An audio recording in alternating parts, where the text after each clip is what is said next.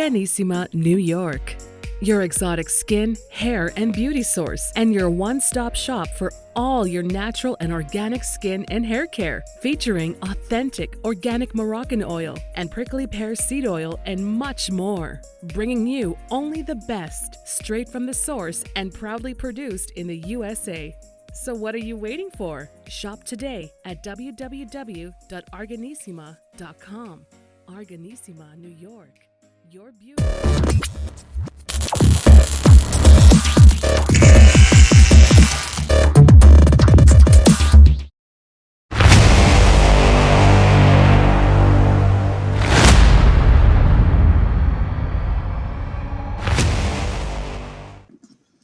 All right. Welcome back to the iHealth channel, the Fit and Fab channel, iHealth Radio, with your host, Hurricane H. New day, new show, new topic, interesting topic, always an interesting topic with a great guest today.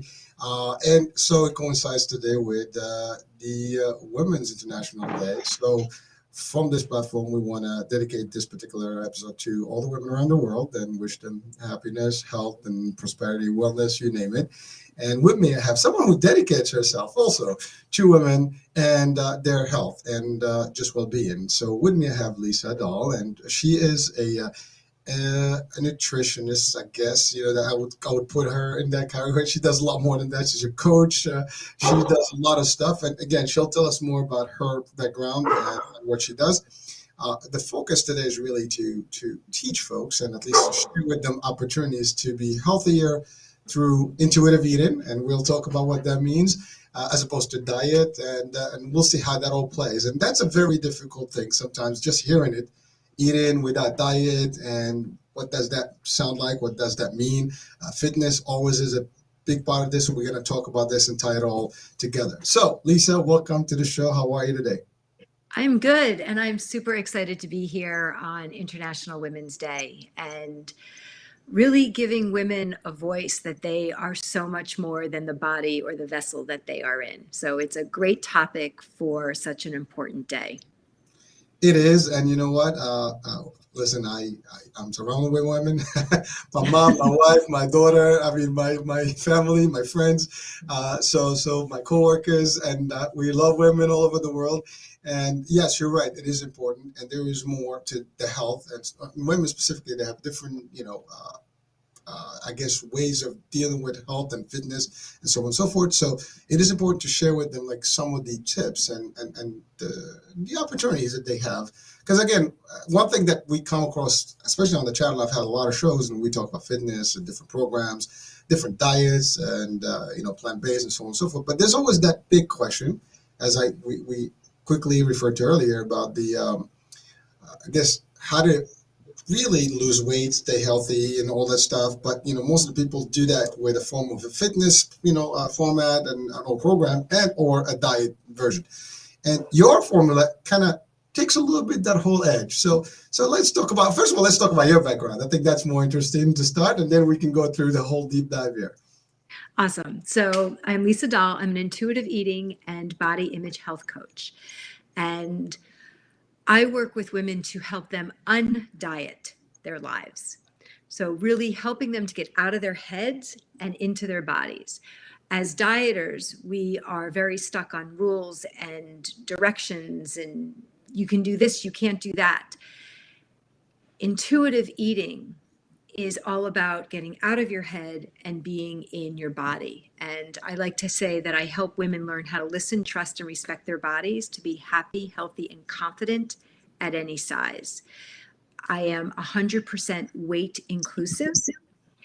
I do not weigh food or bodies, so we find other means of success. And one of the most often questions that I get is, if I practice intuitive eating, am I going to lose weight? And the honest answer is, I simply don't know. I don't know if you will gain weight, lose weight, or stay the same. I don't know what your genetics are, what your restriction patterns are. Are you coming to me in the middle of a binge cycle or in the middle of a restrictive cycle? So we take weight loss off of the table, because as long as weight loss is on the table, it inhibits the connection to being able to really learn how to listen to your body.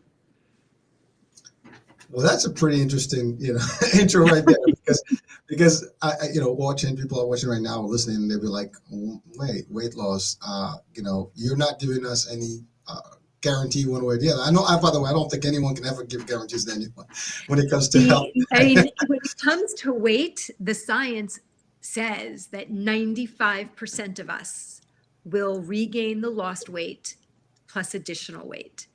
And, how I came into this is I was really uncomfortable with my body from the time that I was in elementary school. And it started with being told that I had to go to special gym because I couldn't walk on the balance beam, which set me up for being picked last for every team sport and not wanting to participate in anything physical. Then in high school, being weighed and measured and being in a larger body than the sea of girls around me.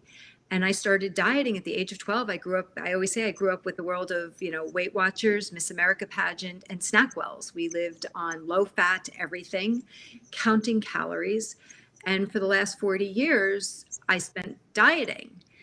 When I shifted from catering to health and wellness a little over just about 6 years ago, my intention was I'm going to be the weight loss coach. I could restrict and deprive better than most people that I knew. What I discovered was that as I started working with my clients, not only was I feeling the stress and anxiety of weighing myself every day, which was part of my 40-year past, I was feeling the stress and anxiety of my clients, where they would be making great strides with their actions and their behaviors, only to feel defeated if the scale didn't reflect that number that they had worked so hard to achieve. And I started to pull back on that when I was working with my clients. And just because of my desire to always learn and read and do and be the best coach that I could be, I came across a book called Health at Every Size, written by Linda Bacon. And it put everything that I knew upside down, because in the world that I had lived in was that thin equals health, and you can only be healthy if you are a certain size. And all the other stuff was always about being in a smaller body. What I discovered through Health at Every Size, I also discovered the practice of intuitive eating and body positive. And I found through my own work was that I had disordered eating patterns. And when I started to recognize those patterns, I knew ethically and morally that I could no longer support women to lose weight. That the thing that I felt so important about, like my body size, really wasn't healthy. Just because it was normalized by society didn't mean that it was a good thing for me to do as well as to support. So I changed my entire practice, became 100% weight inclusive. And now I focus on 5 pillars of health, which is the practice of intuitive eating, mindful eating, health at every size, non-judgmental self-awareness, and self-compassion. Well, all right. So we're gonna get to all that, but I want to step back a little bit on the concept and the story behind your journey, right? And by the way, that is probably the journey of many, right? Absolutely. Absolutely. Unfortunately, from an early age. By the way, I think even men have similar experiences, and Yes. and the pressures are out there. But I think to your point, for women from the beginning, especially depends on the age time, when you grew up, and there was, to your point, the pageant, this and the other. Right. I mean, I'm 56. It's been a long time. It's still out there. It's still out there. Actually, I think it's worse now, and we'll talk about that today because the world of social media makes it a little bit more difficult.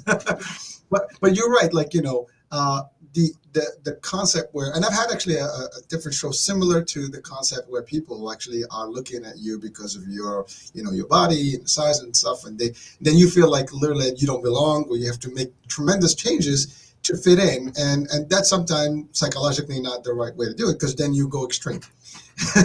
and that's right, because you want to meet that demand, and unfortunately you don't have to. And every to each his own, as we say, right? Some people are, they should be comfortable the way they look, and if it's not happening, there's ways to deal with it. But the pressures that are out there are the problem.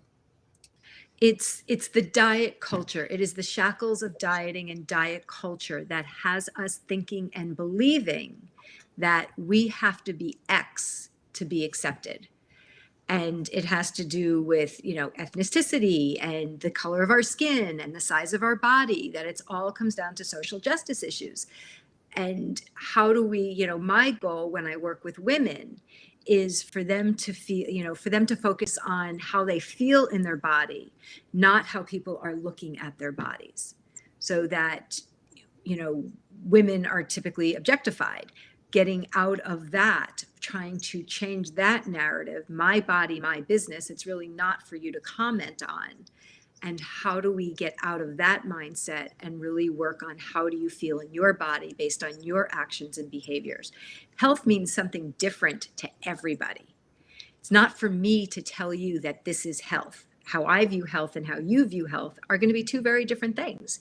And how do we help people or support people who have different challenges? It's about them being as healthy as their body can be, and as well as much as they want to be. It's not somebody's duty that they have to be this.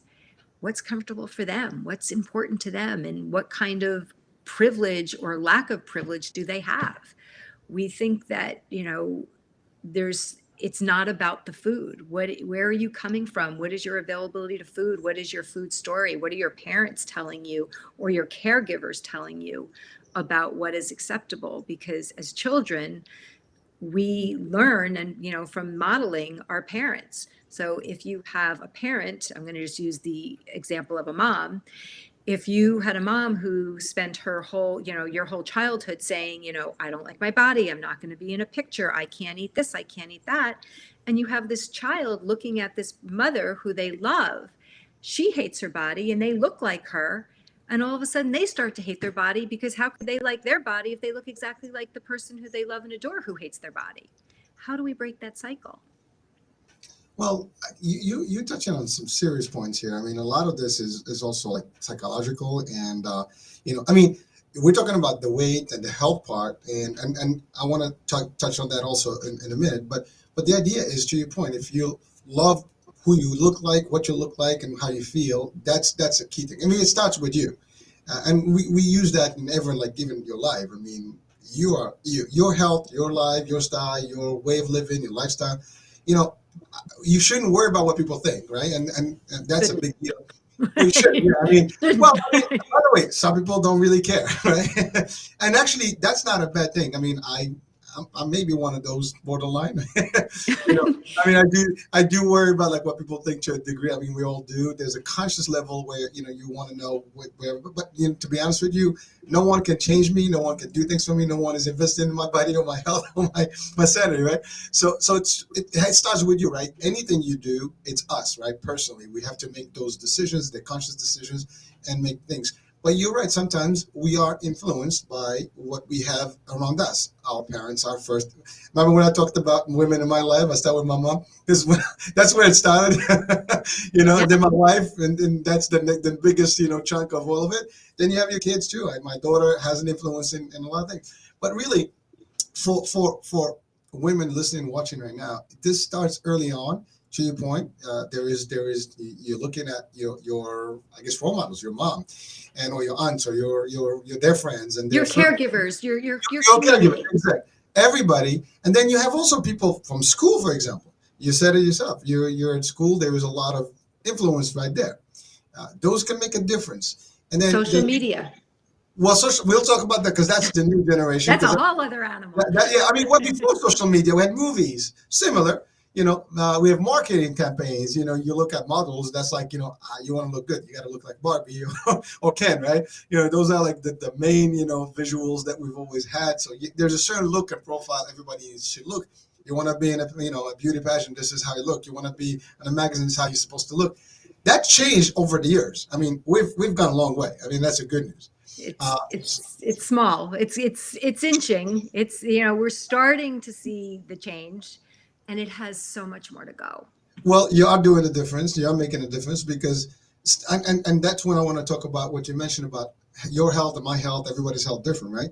And we all agree that we want to be healthy. And to your point, what does that mean? I mean, healthy means I can do things. I'm happy. I'm active.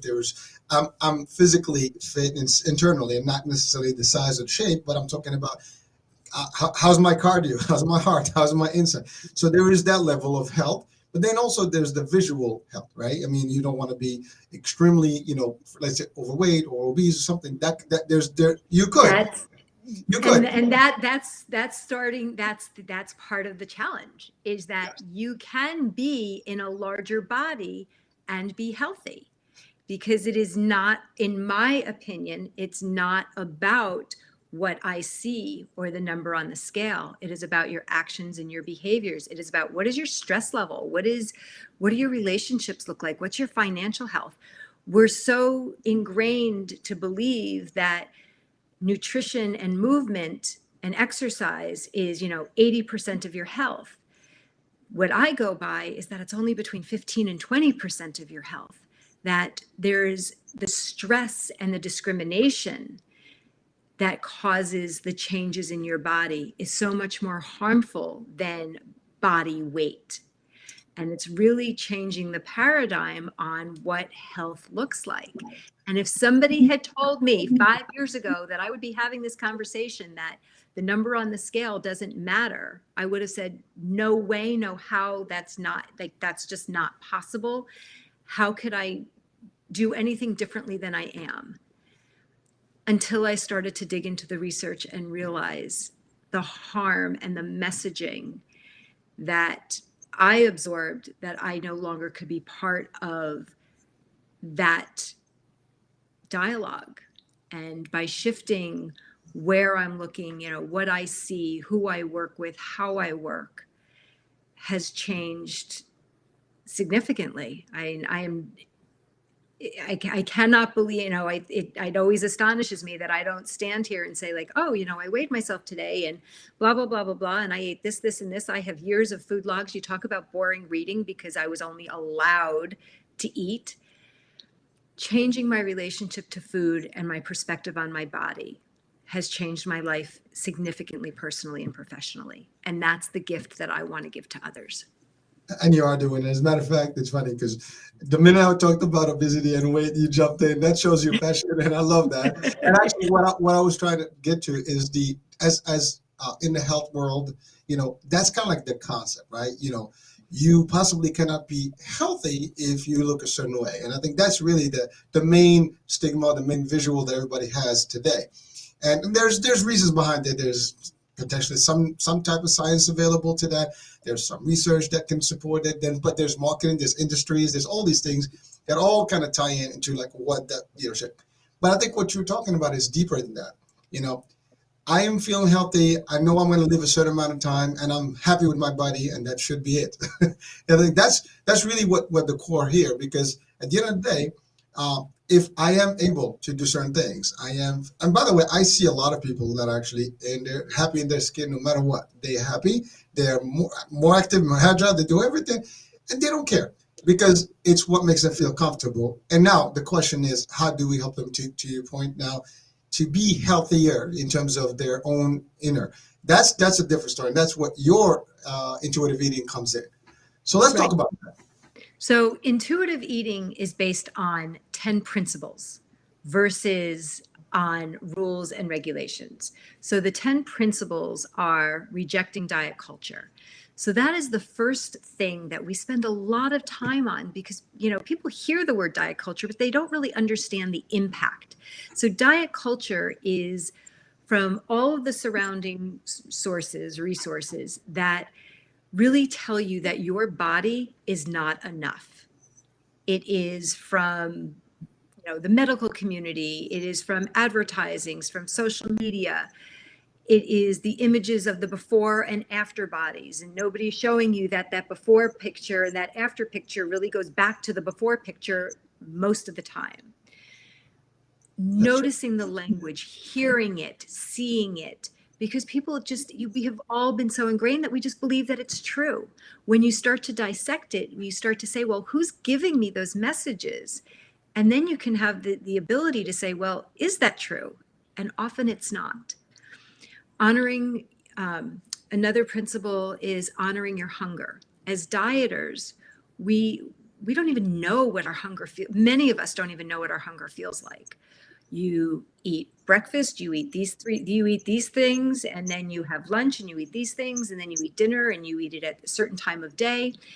Nobody's talking about what your body is feeling, how do you know when you're hungry, other than perhaps, your tummy is grumbling, but do you notice if you're getting a headache or you can't concentrate? Because we have shut them down. Because if I learned to, if I noticed my hunger, then I have a battle of I'm not allowed to eat. So honoring your hunger, making peace with food. People don't realize that all the restriction and the deprivation creates that need to eat large quantities of food because your body doesn't trust you. And that goes back to hunger. Challenge the food police, all those voices in your head. Oh, I should eat that. I shouldn't eat this. This is good. This is bad. This is going to make me healthy. This is going to make me fat. This is going to make me like, blah, blah, blah, blah, blah, blah, blah. Like my biggest nemesis in terms of food police was when I would go to the supermarket or think about any food, I could see a label. I wouldn't even see the food. I would see a label. How many calories, how many proteins, how many carbs, how many fats, where did sugar fall in? And in seconds, it was labeled good food, bad food, can, can't, never, the whole thing. Now I see food as food, neither good nor bad. How does that food make me feel? Satisfaction. When you're on a diet, nobody talks about satisfaction, and they wonder why they stand in the pantry thinking, well, if I just have a little bit of this and I have a little bit of that, nothing satisfies them because they don't even know what satisfaction feels like. And satisfaction is not just about the food. One of the best examples I can give you is that in the middle of my divorce, my ex-husband wanted to go out for this beautiful dinner and took me to this amazing restaurant, 5-star restaurant, whole thing, beautiful ambiance. We're talking about freaking divorce. I couldn't even tell you what was on that plate. It was the most unsatisfying meal I've ever had. So satisfaction takes into so many different things. It's the food, your emotional state, your hunger, your fullness, your environment, your financial stress, all of those things. How do you bring those together to create satisfaction? Honoring your fullness. We are all multitasking, or feel your fullness. We're multitasking. Most of us don't even know when our bodies or our bellies shift to start to feel that fullness. Respecting your body. You don't have to be thin or to be a certain weight to respect your body. Learning to honor your body for what it can do. All of the things, whether you can, some people can't even look at themselves in the mirror. Let's focus on the fact that you have a beating heart.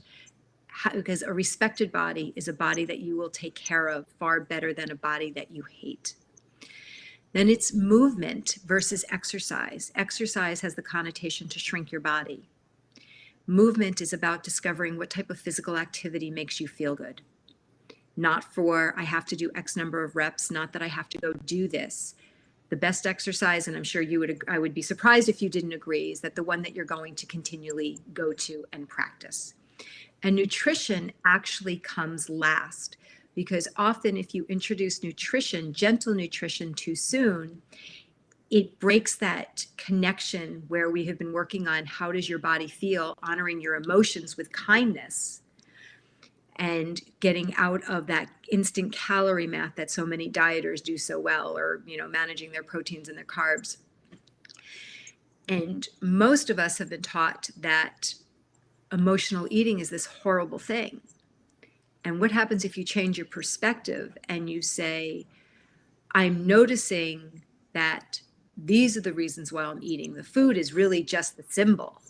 It's trying to take that back to be introspective and to say, am I bored? Am I lonely? Am I sad? Am I stressed? Am I anxious? Am I unhappy? How do we learn to sit and deal with those emotions versus masking, numbing, and soothing with food? So yes, food can soothe, and yes, it's needed because it has kept you strong and resilient for all of these years if you are a dieter. How do we start to build that self-care toolbox that also includes the cookie box? Because sometimes people eat. Food is emotional. Like, we all do it. It's part of our lives. It's when somebody dies, you bring food. When somebody breaks up in a relationship, you bring food. When somebody has a baby, you bring food. Food is emotional, celebratory, any which way you look at it. How do we begin to take in all of those things and make it okay, that it is not a special occasion that you're being bad and you're enjoying some decadent piece of chocolate? Let's get rid of that dialogue and enjoy the chocolate for what it is. First of all, that's good. You left it with a chocolate piece. I think everybody went through it. I'm like, the first thing that the mama just went out and just looked about a piece of chocolate in my mind. You And got if me you're a thinking. dieter, you would say, like, I can't think about that chocolate. I don't want to think about that chocolate. And all you do is think about that chocolate. Well, yeah. Well, again, whatever you've talked about right now, it's all psychological 101. I mean, this is like really your brain working magic. And again, everything is, we control a lot of things, right? But if you, the way you break it down makes it very interestingly, positioned, step by step. And you're right. Like the fact that you mentioned satisfaction. I mean, you're right. People can you can shove food in, and there's nothing. You don't even enjoy You it. don't even Like, taste it. You don't taste it. yeah. It's, you talk about hunger. And often we say, well, what does your belly want? Your belly just wants to be full. It's noticing the other types of hunger that will bring you satisfaction. And, is it eye hunger? Are you out in the woods enjoying beauty, or can you enjoy all the food on your plate with different colors and shapes? What's being drawn in there? Nose, you pass a bakery. How do you satisfy that? As opposed to trying to ignore it. And then, you pass a bakery and you're not allowed to eat bread. You're not allowed to eat bread. You're not allowed to eat bread. And you go in and there's like beautiful baked bread. And then all of a sudden you have to eat the entire loaf because it's the only way to satisfy yourself because you've been deprived for so long. Or, if you have, heart hunger, if you're sad or lonely, food is used to soothe. How, it's really more about healing your heart and using tools to be able to bring yourself up versus masking that loneliness or that emptiness. So trying to notice what types of hunger you're actually experiencing so that you can satisfy those different hungers. And nobody's going to be satisfied at every meal. That's just not possible.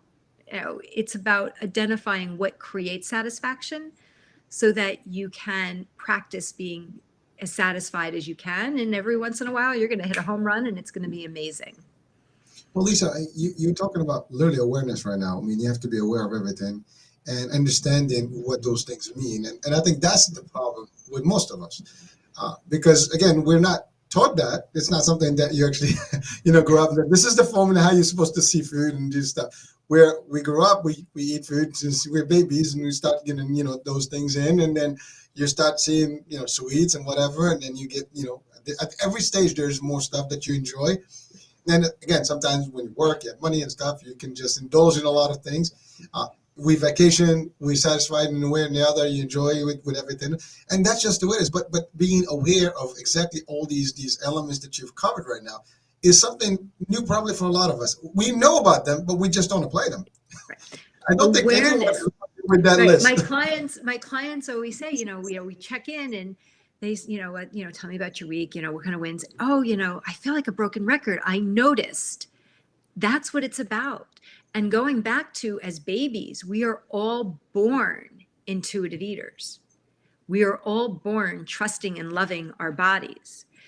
And the first sign of not listening to our bodies, if you are being bottle fed or breastfed, where the baby cries and you nurse or you bottle feed and the baby will pull away and they're done, then as the mom or caregiver, we know better.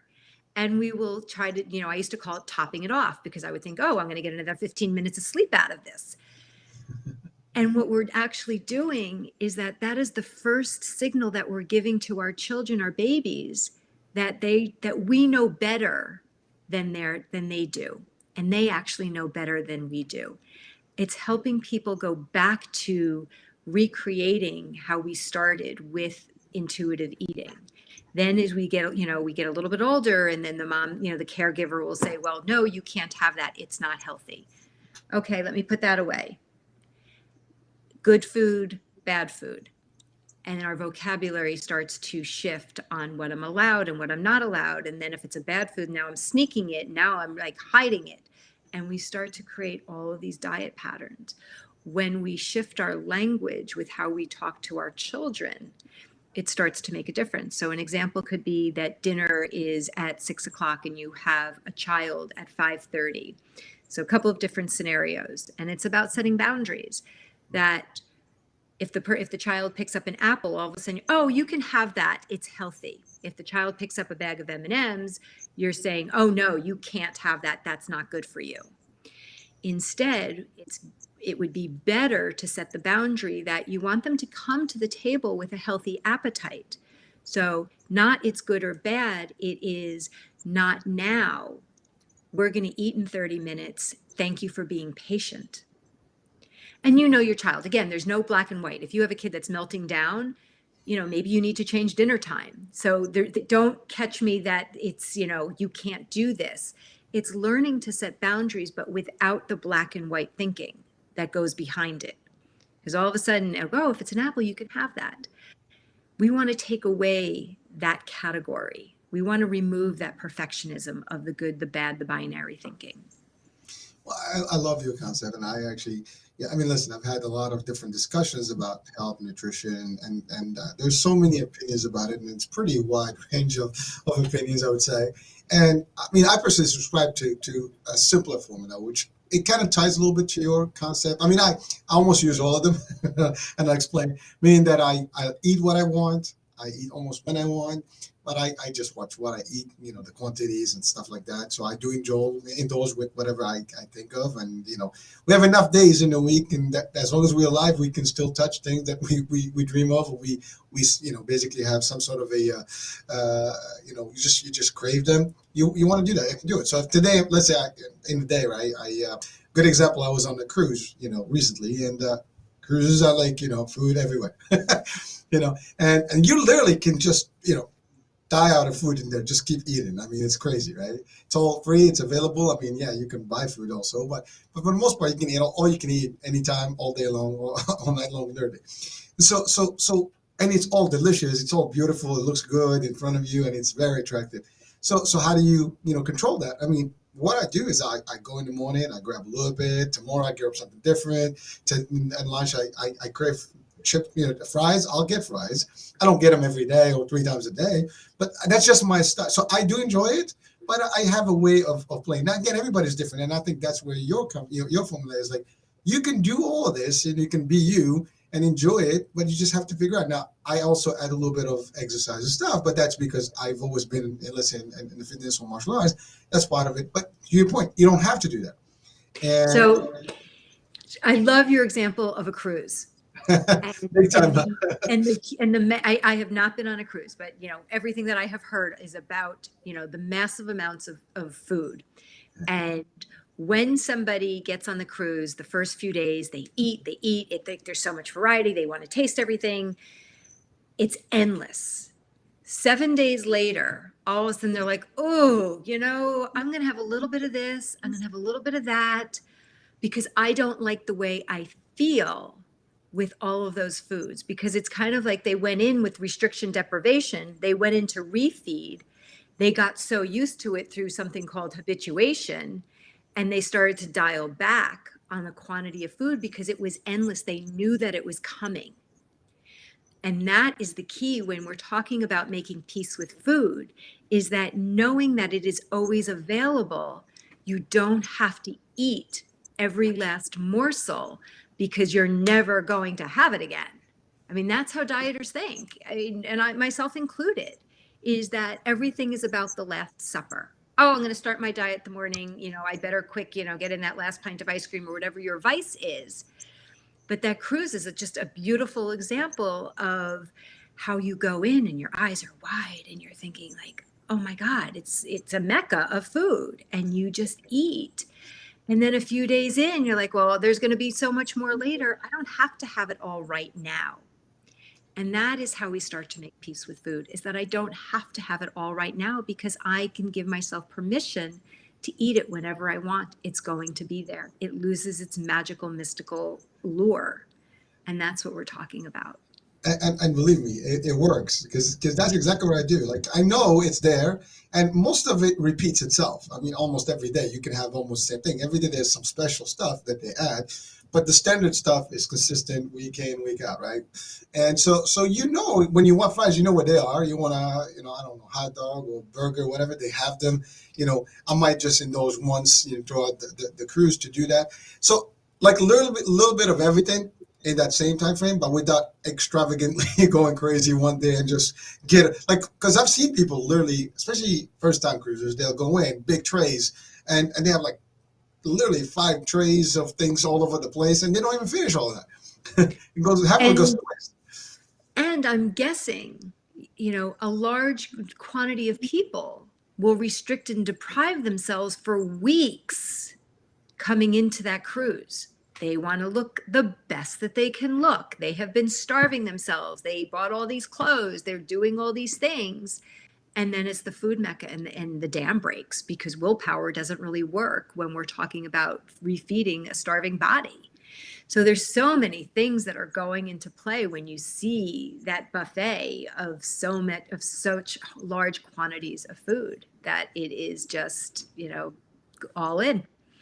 And Lisa, just true story. Like when you go on ships, I mean, I cruise very often, and one of the things that it is known in the industry that the average person does gain about 10 pounds from the minute from the day they came in versus the day they leave. They leave a little bit heavier in terms of their weight because they do enjoy. Now, there's another part of this and again, we're talking about the cruise, but in general, we talk about food mostly, but we don't think about drinks sometimes. Oh, And drinks can be just as bad, with the amount of stuff that you drink. Especially, we're not talking about water here. We're talking about anything with extra calories and sugar right. and sweet and stuff. So a lot of people do indulge in that too. I mean, you get a package of drinks, forget about it. I mean, you want to Right. make Once you start, it's, and it goes back into, oh, I haven't had a drink in so long, or I have been working so hard. I don't have time to relax. I just want to lay there on my chair by the pool and have that person, deliver drink after drink after drink. And it is okay, it's okay. It's about being present with what your choices are. How do you want to feel? Is that how you relax? Does that make you feel better? Is it, what is it? What's it going to do for you? There's nobody standing by with judgment. It is how much can you enjoy without going over the edge? And, as parents or caregivers, we're so careful. We don't want our children to have belly aches. We don't want them to get sick. We don't want them to overeat. Actually, it's okay to let them experience the discomfort of overeating. And it's not about, I told you so.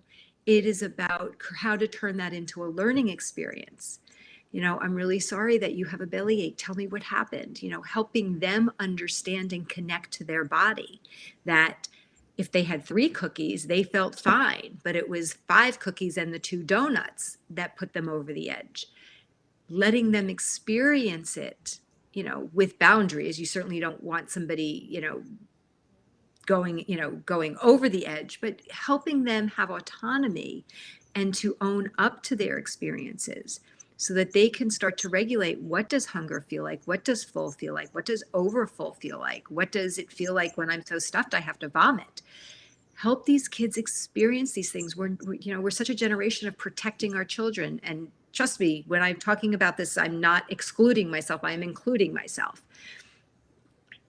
It is eventually our children go off and have to eat on their own. They go off to college or off to their jobs or their new families. Giving them the skills of autonomy to know their body is one of the best gifts that you can give them as a parent. It's changing your perspective on what, how you want to protect and support your children. Helping them be resilient is a gift. Even if they crash and burn, you're there to support them, and they're crashing and burning within a safety net as opposed to going out on their own and exploring. It's like I have very strong opinions on, my kids are now 29 and 25. It wasn't as if I was hosting the alcoholic party, but I knew they were going to drink, and I would rather them learn how to drink responsibly with the guidance of, our family, or the rules are, if you're going to drink, you're going to stay, and I'm taking all the keys. Letting them do that versus going off to college and all of a sudden having their first drink that leads to 6 drinks, and all of a sudden they're passed out because they have no idea on what it feels like or how to take care of themselves.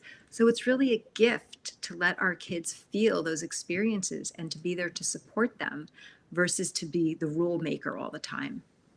Well, Lisa, thank you for that. As a matter of fact, as you were talking about the cookies, I thought about my daughter, and this happened to her actually. So literally, true story. That one time she was just hungry, and she started just shoving a lot of cookies, and she did actually get really sick after that. And after that point on, she knew her limits, so she did not actually go crazy.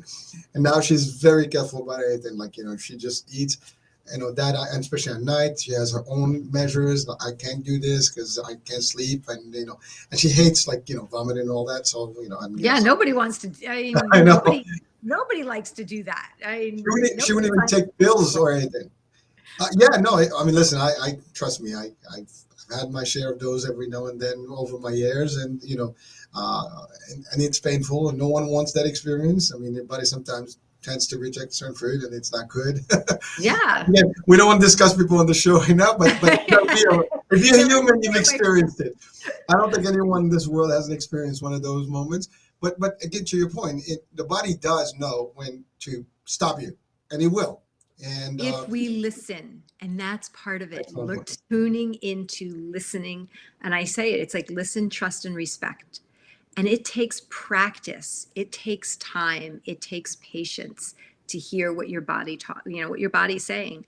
I like to use an analogy of learning another language. So English is my primary language. I have attempted to learn Spanish. I've attempted to learn French. Neither has gone very well, enough to just, get by and order off of a menu. Learning to speak the language of your body. And it's like I work with my clients, and it is learning a whole new language.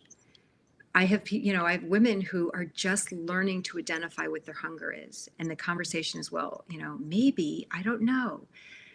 Experimenting. Well, if I eat or if I don't eat, how do I feel? And helping them tune into the signals, noticing, are you, your ability to concentrate, your patience level, if you have children, are you a teacher? Are you, what's happening? And noticing how from hour to hour, your body changes and your ability to do things based on your hunger levels, so that you can start to clue into that body speak, as opposed to the rules and the regulations of what I'm allowed to eat or can't eat. So it's really learning to speak a second language. And the one that's really the most important one is that communication within yourself. Listen, and that's the most important part, right? I mean, it starts with us individually, and we determine everything else.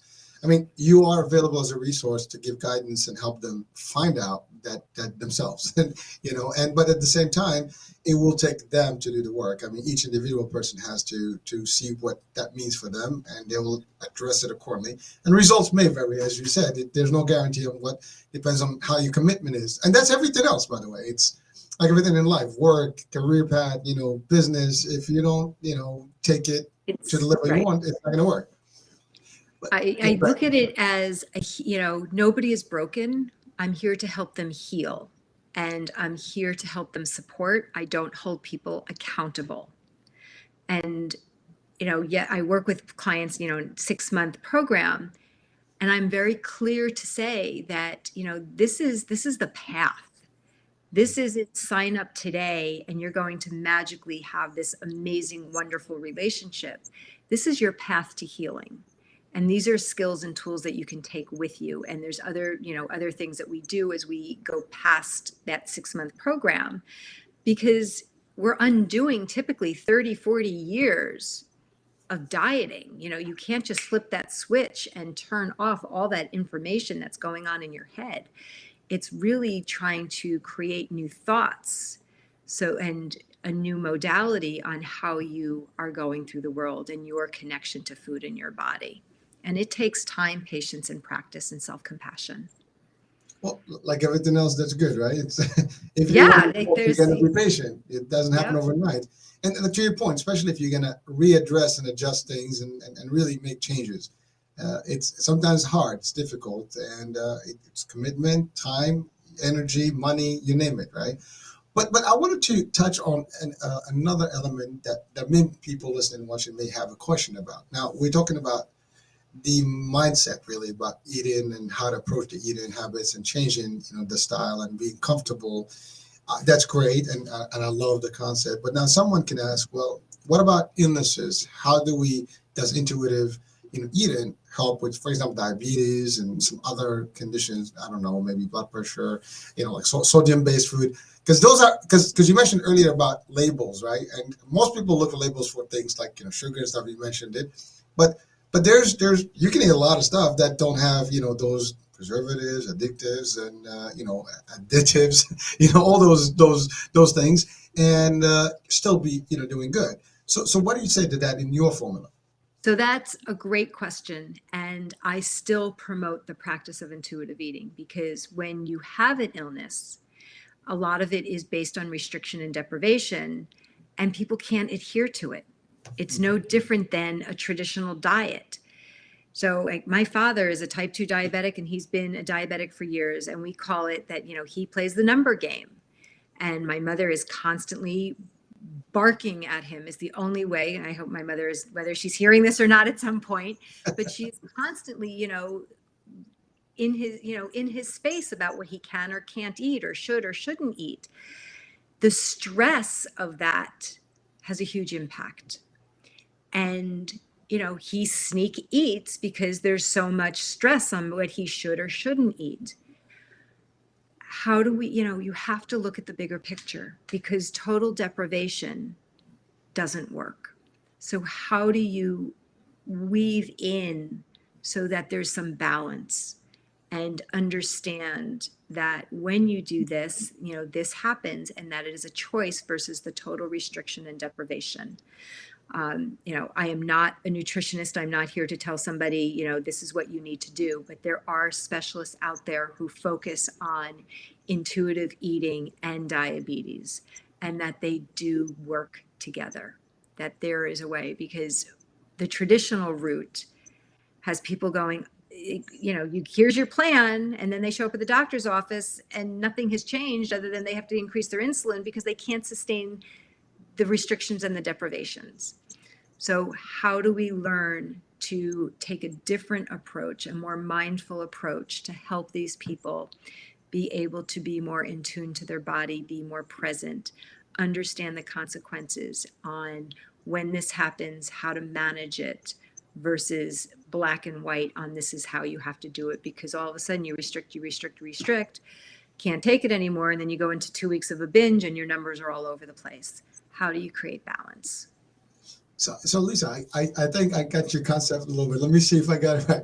So really what you're doing is you're helping people identify with food without restrictions, but understand the good and the bad, how they see it, and they will be able to judge that.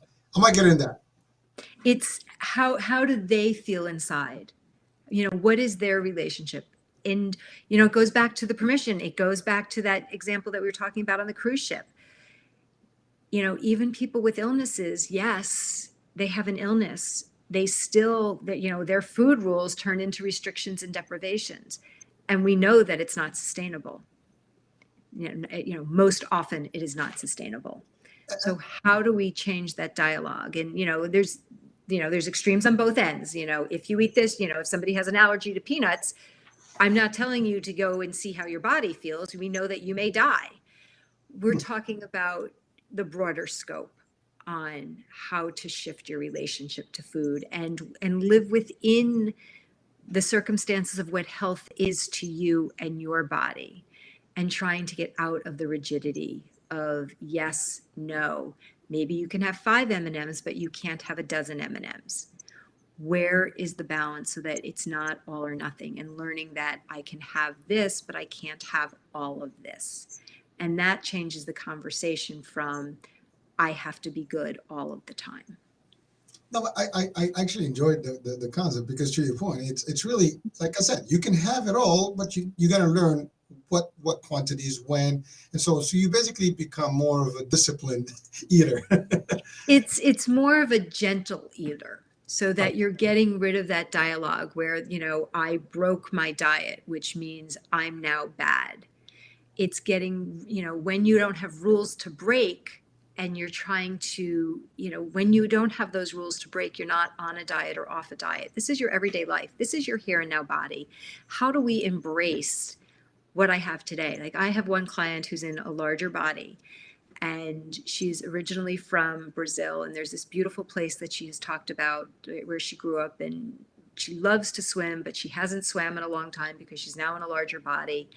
And she has a 6-year-old child, and her wish is that in the next couple of years that she goes back to Brazil and she takes him swimming there, and they have this, it's just what she, a way of saying like, I'm home and this is what I love to do and I want to share it with my family.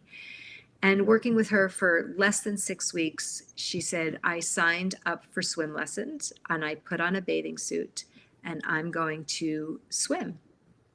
And her body has not changed. I certainly don't ask, but the goal is not about weight change. She feels more confident in her body. She is in the pool. She is swimming. She feels good. She feels better than she has in the last 6 years. And it has nothing to do with the weight. She is now physically moving. She is physically doing something that brings her joy. She has something that she is working towards. And it's not about being in a smaller size bathing suit. It is about being able to swim and to be able to enjoy. So when you change your measurement, it gives you so much more space. I love it because I had actually a guest who had a very similar story about herself, and she made a full change by when she did all the exercise and all the coaching and realized, that was not about, the weight change. It was just about her. And then it made a whole difference in her life, and she became a coach too, and we had actually a show. But really, you're right. It's to your point. People are caught up in, my body, my this, my that. But once you're comfortable, and to your point, it was not about, the size. It was about just ability to swim and things like that and be able to do that. And now she is, because she got out of that concept. You got her out of that shell that she was literally, or the template that she was being forced into. And that makes a difference. And that actually leads me, go ahead. I think you want to. Go ahead. to. No, go ahead. Ask your question. No, I was just going to talk about, I know we're talking about just food and the ability to your point, to have that non-restricted and feel about it, and people feel good about themselves in their own skin. But the idea is now, with people that may want to do exercise and other things, does this conflict with it, or do you encourage it? Do you discourage it? Does it have to? I encourage movement because I think movement is really important. I encourage people to discover what movement feels good to them. I encourage people to start with a minimum baseline. If you have not moved or done anything, go for a walk. I'm not telling you how long. It's getting, because most of us think, well, if I don't have an hour, I really shouldn't go do this. If I'm not, it's all these restraints and rules of what a workout should look like. I have one client who hates the word exercise, doesn't even like movement. Her big thing is she wants to be agile. She's in a larger body and she wants to be able to move. Because we have talked, it's not only people in, let me backtrack. Often people will say, my knees hurt. That's not just a larger body complaint. There are plenty of people in smaller bodies that have knee pain. Physical therapy, movement, whatever it is, how do we help people in larger bodies get the same type of care to help with their knee pain? Movement, physical therapy, doing something, finding that exercise that makes them feel good. Is it swimming that takes less pressure off of their joints? So I am a big proponent of movement, and it has to come from inside. It's not for me to tell you, you have to go do this, you have to go join a gym. It's not going to work. My clients will naturally at some point discover that movement makes them feel good, and the pressure is off when it's not about burning X calories or shrinking their body. They naturally start to make it. It just comes naturally. You just, again, you have this rule, and I enjoy it. The fact is, like with you, it's all great. There's no lag, there's no way. You're in the middle, and you allow people to discover themselves and find the right pace that can make a difference in their life, and it's working, and you have seen results. It's working, and I like it because, to your point, when I talked about fitness and stuff, you said movement. And it's all about movement. You're right. It's just how intense your movement can be and how long you're going to move. I mean, I don't care what exercise you do. It's all about movement, and use tools for it. And if you want to weight, bend, whatever. But to your point, if you're just not moving, your body is not burning. It's not doing anything. But if you're moving, do something. The key here is you do it at your own pace and you discover, and slowly but surely you can get to a point where you're comfortable, whatever that comfort zone is. And I think that's a pretty sweet, concept, because it's for the people that are not maybe touching on one side or the other, so everybody can actually get in the middle and just be in there, and everybody will be at their own pace. That's the other thing. Here you don't have to worry about who is. I'm not challenged by anybody. I'm not competing with anyone. I'm just me. I want to be me. I want to feel good in my way, and that's a big message for people, because at the end of the day, I think that's where we all stand. We want to be who we would like to be in our own way and feel, and without anybody's pressure on us. And you got to look this way, you got to do it this way. I mean, dress code can be also just, and I have a show about dress code coming up. But there's so many things people are so much conditioned to.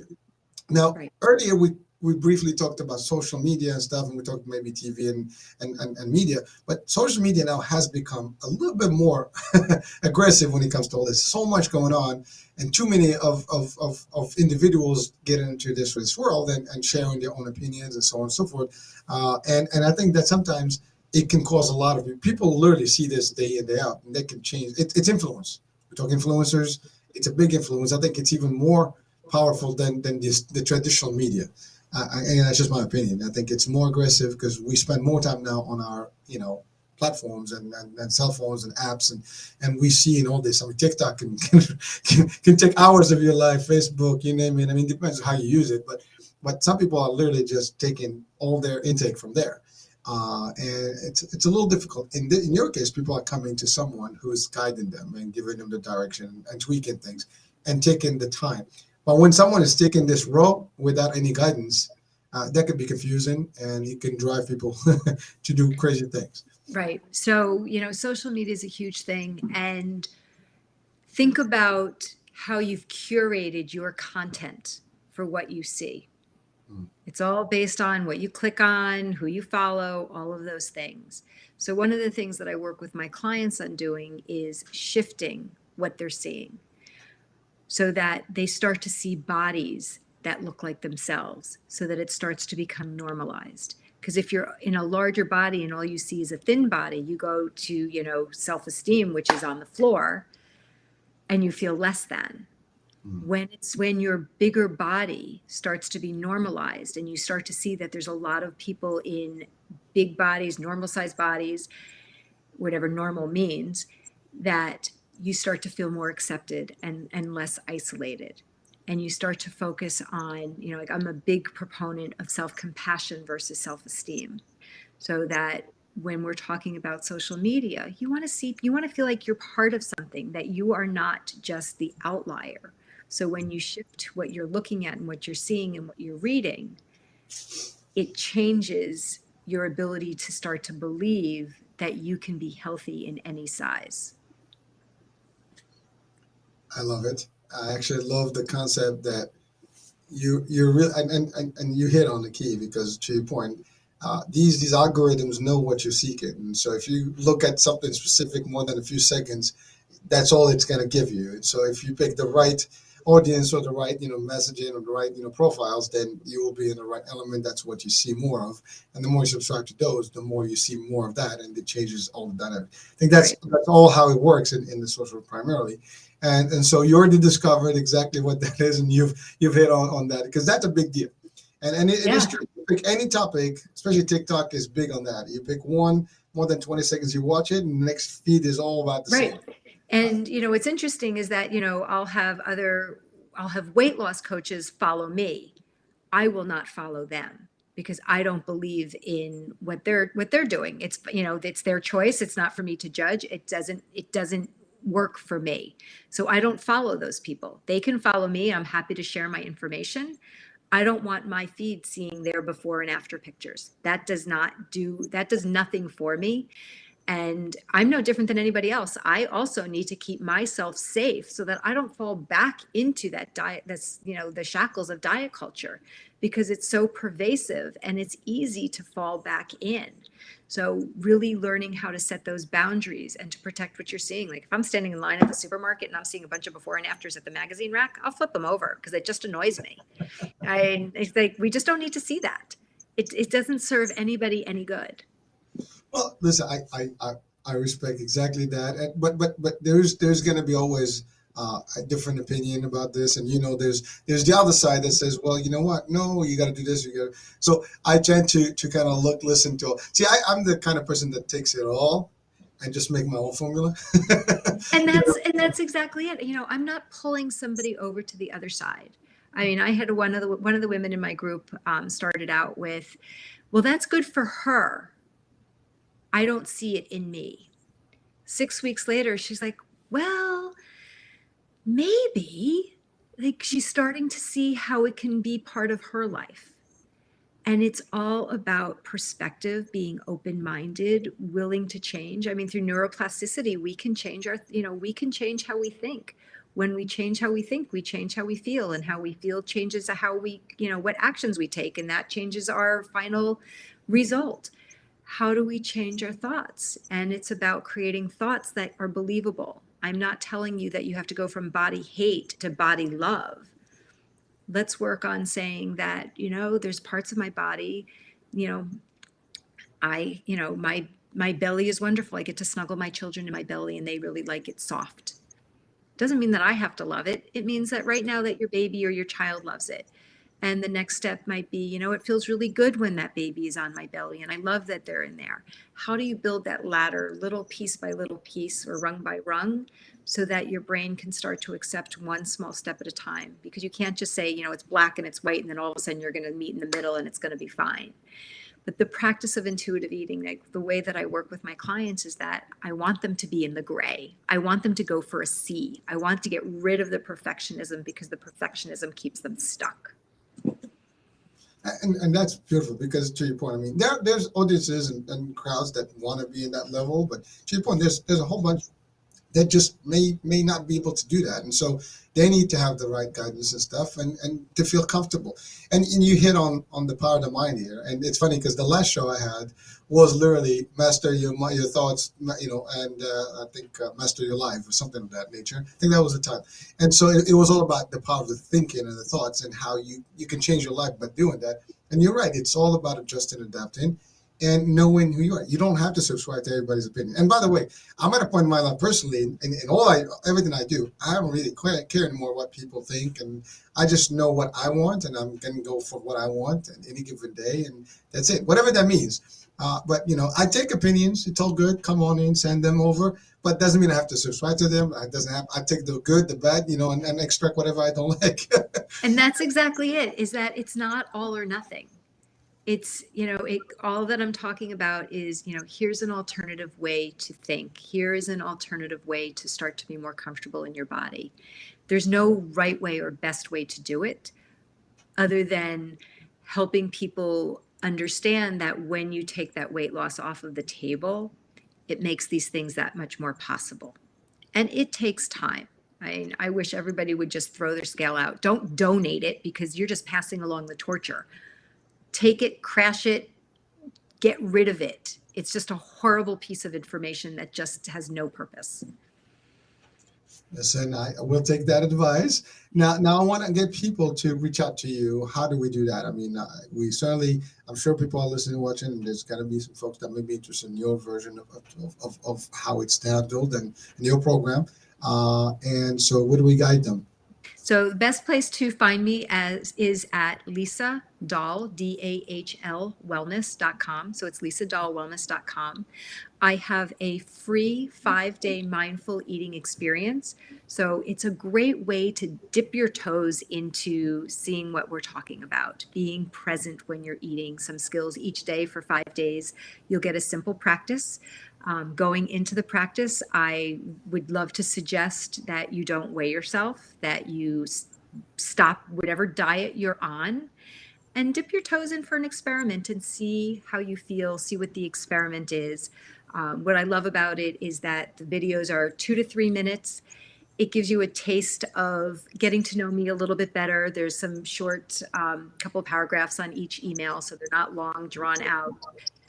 And I just invite people to put their toes in the water, check it out. I would love to talk with somebody one-on-one. If anybody wants to have a conversation, there's always links on my website on how to connect with me personally. And just share the information, let me hear your story, and see what we can do to help heal your relationship to food and body. I love that relationship to food. I like that. Well, are you only on like virtual, or you do also personal? Everything is virtual. I work with my clients one-on-one, as well as I have a 6-month program called Body, Peace, and Food Freedom, which is one-on-one coaching with a small group experience, because community is such a beautiful thing when you are going through a health and wellness journey. So I meet with my women once a week online as a group, and then every other week we meet individually for deep dive coaching. And the group is about education, interaction, what's happening, how are we checking in as a community. And, one of the things that I've really noticed about the women is that sometimes people really struggle, and they'll say, I really wasn't going to show up today, and I'm here, because they're learning about self-compassion, in that if they self-isolate, they fall into that self-pity and loneliness. When they come and share where their struggles are, they understand that there's community, and it brings them together, and that everybody suffers and everybody deserves compassion to get through their challenges. So I absolutely love, love, love my community. It's just always an amazing group of women. And my next program, I offer it several times a year. So depending on when you hear the show, there's always another one coming up. And occasionally I do workshops, starting to get out and do public speaking, in front of people, which I'm super excited about. But everything in terms of client work is online. Just get to reach more people in more places, no matter where you are in the world. Well, that was my next question. So you do actually you can work globally, so that's good. And then It's awesome. Anybody can benefit from. And by the way, there might be a lot of folks in other places in other parts of the world that may not have access to programs that are similar. I mean, right. Everywhere in the world, we know there's gyms and there's some fitness, If you can speak English, I am happy to have you as part of my community. That's the only constraint. I cannot help you if I don't speak your language. I can help you speak body, and I speak English. So no matter where you are in the world, if you can, if you want to join in, please reach out. I would love the opportunity to be able to learn how I can support you. And Lisa, the actual link to the website will be on the description of the show, so people will be able to link to it and all the platforms where it's going to be broadcasting. So perfect. We'll have that ready for you, and hopefully people can reach out. And listen, folks, I mean, if this is for you and you feel that you need somebody to help you get to that level of discussion with your body and understand it, I think that's the perfect platform for you, and the place and person to assist. And just before we close, I know we've just exceeded, and there's a lot more we can talk about. I mean, we can talk about genetics. We can talk about, you mentioned something about diabetes. I mean, I live with my mom, and she lives with me, just to be clear, because people was like, oh, you still live with your mom? No. So she's an age where diabetes and stuff, but it's very difficult. You're right. And sometimes, she indulges whatever, because we can't restrict everything. It's just not going to work. And yes, you got to compensate with some insulin, whatever. But it is tough. It is tough, and you're right. And again, she did gain weight, and so it's a little bit more difficult for her to do exercise and stuff. So it's all about, to your point, motion. So I really relate to that physically, because I've seen it, I live with it, and I try to cope with it and help my mom, and to be comfortable as much as she can the way she is, and with her condition. So and to help her feel comfortable and not judged, because the stress of the judgment is so impactful, and that raises your cortisol level, and that goes into another cycle, and how to take that judgment out and to make people feel safe in the bodies that they are in, and that is part of helping them heal as well. I told you we can talk another hour. But you know what? It's a very, very beautiful topic, and I think people can relate to it. And by the way, this the other thing I wanted just to add is that someone may be watching and listening, or even men that have we all surround, as I said, with this women. Is not just women. Exactly. And by the way, to your point, you're right. You work specific women, but men experience the same way. We might have different genetics, maybe different DNA, whatever, but still have similar, approaches. But the idea is, even if we have a loved one, someone in our family, in our midst, someone we know that may have a challenge with, with whatever it is in terms of weight loss or diet stuff, this could be an opportunity and resource for them to help them. And maybe this will be the thing that's going to make a difference for them and their life and their self-esteem, as you said, and just turn them into, in a better place. So listen, hey, it's nothing to lose. To your point, you have an ability to test that out and see what's going on. And if I may ask, just technicality, I mean, sometimes cost can be a little bit of a question. Is there what people can expect for the program? Absolutely, and I appreciate the question. So if somebody's working with me one-on-one, I work with them bi-weekly, every other week, 12 sessions, and that's $1,800. And my Body, Peace, and Food Freedom program, we meet weekly as the group, and every other week for one-on-one coaching, and that is $2,999. Okay. So now we have the price, and so yes, so thank you for asking. Well, again, some people may want to share it, but at the end of the day, people would. Cost sometimes does play in, and by the way, if you were to get a personal trainer for a few weeks, you'll probably be spending about the same. The cost is just about. These are skills that you will take with you for the rest of your life. You can't unknow learning how to communicate with your body. There may be times where it's more challenging, and you still can't unlearn the skills that you're going to learn. So it's just taking the time, investing in believing that you deserve to be happy, healthy, and confident no matter what size that you're at. And that, the other thing to also think about, if you are a parent or a caregiver, is our children model after us. And the best gift that you can give your children is healing your relationship to food in your body so that you give your children a future of body, peace, and food freedom.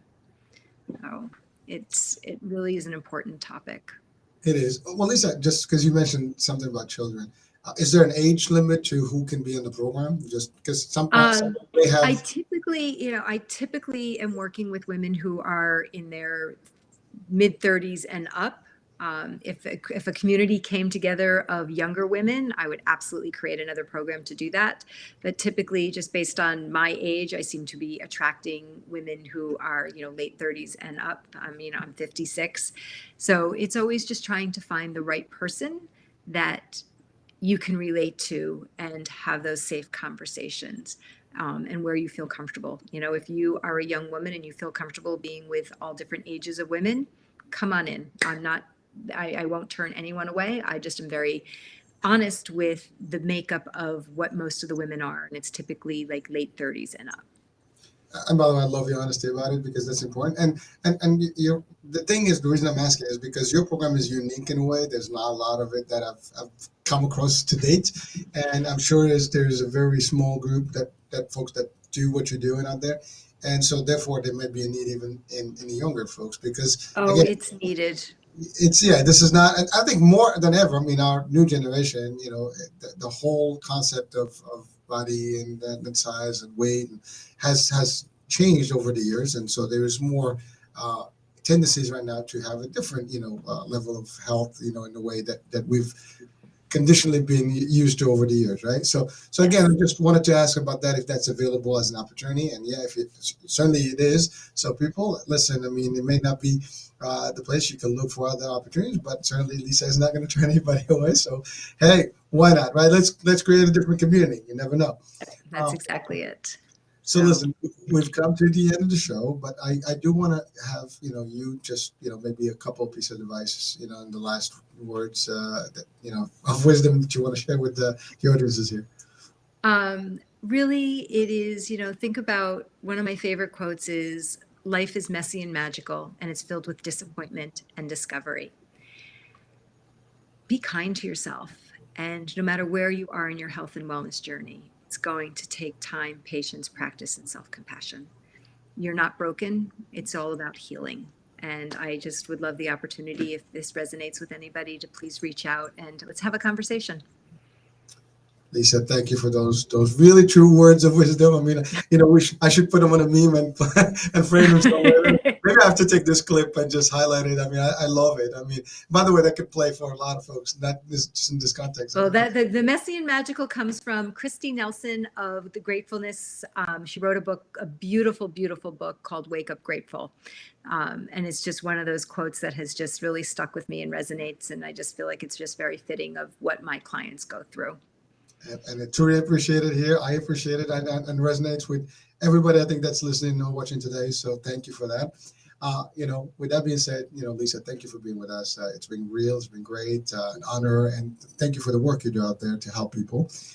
Folks, thank you for being with us, watching or listening in. And I'm your host, Hurricane H. We'll be talking soon. Different guest, different show, different topic. Bye for now. Thank you so much for having me. My pleasure.